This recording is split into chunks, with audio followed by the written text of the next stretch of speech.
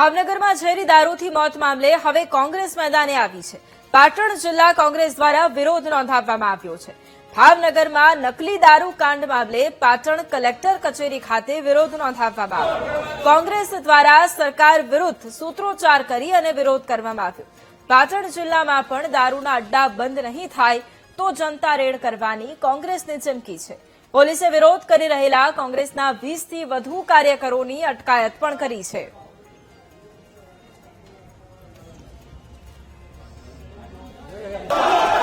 મોદી અને સરદારના ગુજરાતમાં ખુલ્લેઆમ દારૂ વેચાય છે। 2 દિવસ અગાઉ ભાવનગરમાં લઠ્ઠાકોંડ બન્યો અને લઠ્ઠાકોંડમાં 8 લોકોના જીવ ગુમાવ્યા। એટલે આ ભારતીય જનતા પાર્ટીની સરકાર પોલીસ સાથે હપ્તાખોરી કરી અને સમગ્ર ગુજરાતની અંદર દારૂને ખુલ્લેઆમ દોર આપ્યો હોય એવું આજની તારીખે લાગે છે।